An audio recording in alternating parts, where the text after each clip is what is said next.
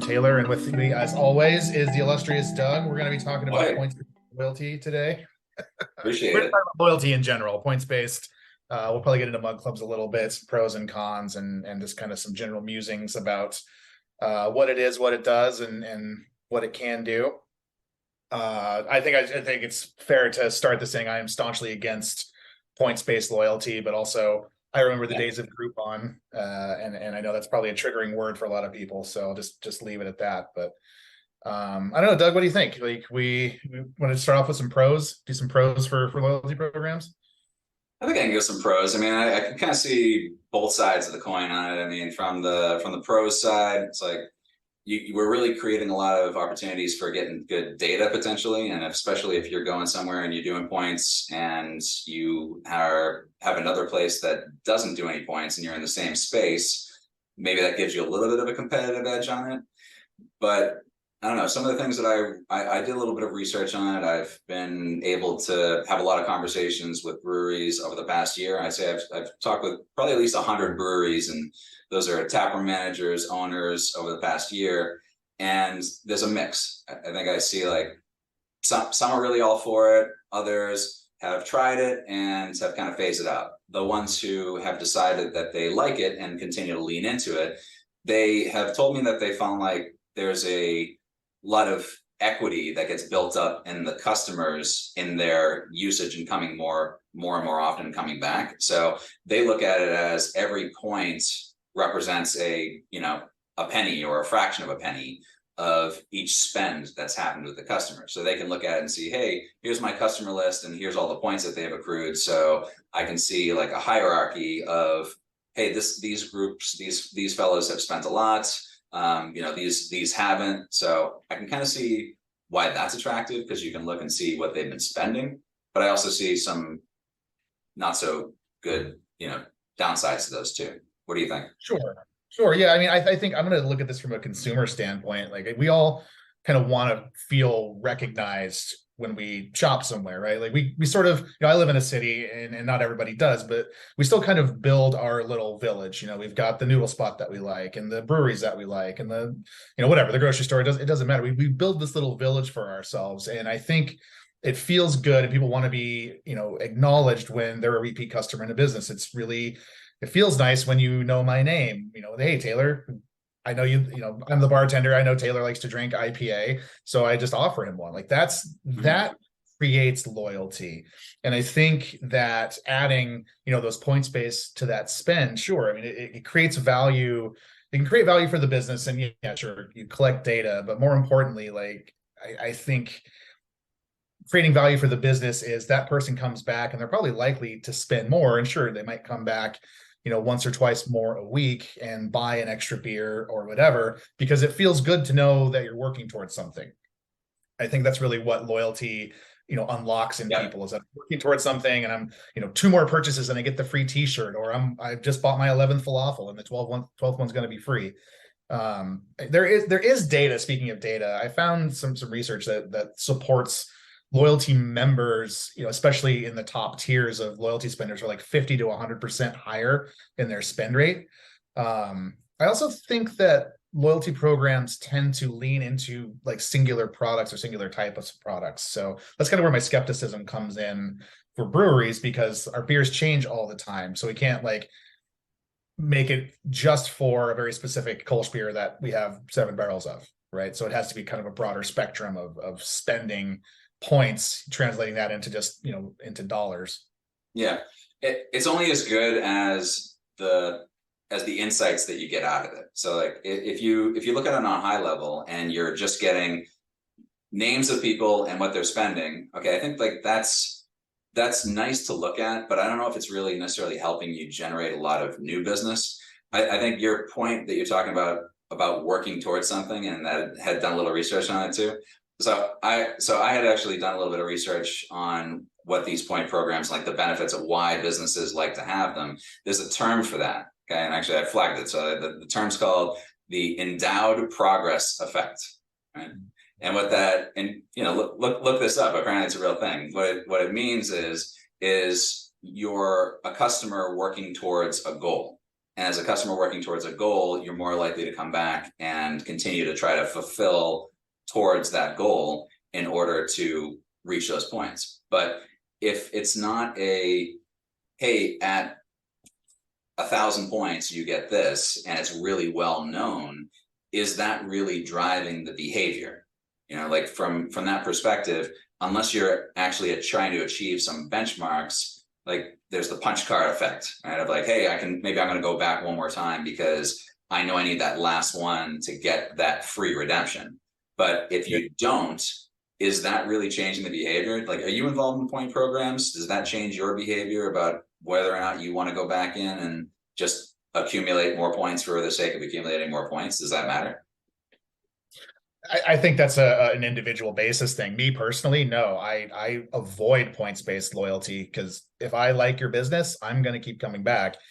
And I'm not necessarily price sensitive when I go out, especially in a brewery. If you've got 5 beers I want to try, I might only get half pints or tasters, but I'm going to try the 5 beers. I'm going to spend the money. I don't know that for me personally, it encourages repeat behavior. I know that for some people it does. People like that dopamine shot of collecting the points or getting the card punched or whatever it is. I would actually put more faith into a punch card than into points collection personally. So I think, like, hot take wise, certain people like it. It's effective in places. I don't know that points-based loyalty is super effective for building business per se. It's not definitely not bringing in new customers. No one's shopping through loyalty programs for new places to go. But for increasing the value for existing customers, if it increases check averages or frequencies, then it's a win-win. The customer's getting what they like, they're working towards something, and the business is getting boosted revenue and full seats more often. So there's definitely wins there.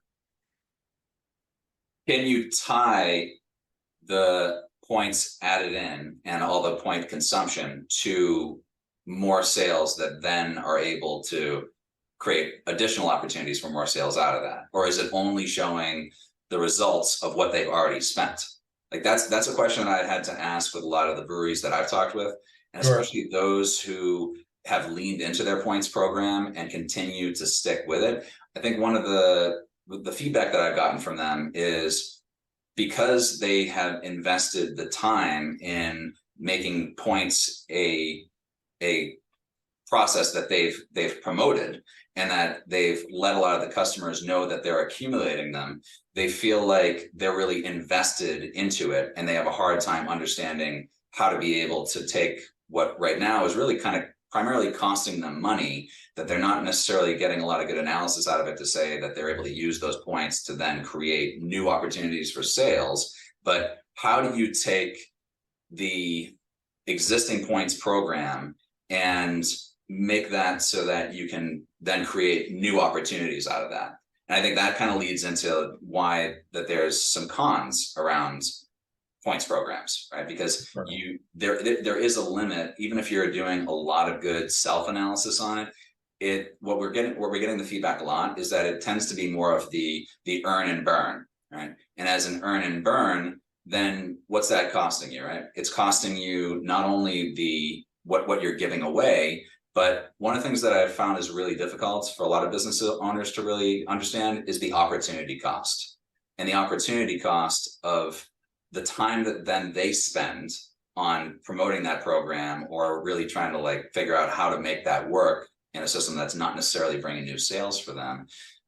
How are they going to be able to take then that next phase and make it successful? So like those are a couple of the areas that I found on the con side. I know you're a staunch cons guy, so let's hear it. What's like, why I just not work? I'm gonna latch onto something that you said and then build on it a little bit, because I think it's easy for businesses to convince themselves, or maybe you got a pitch from a loyalty company, it doesn't really matter, that it's going to be this short-term gain, that the points are going to go out, the rewards are going to, the revenue is going to come in, the rewards aren't necessarily going to go out.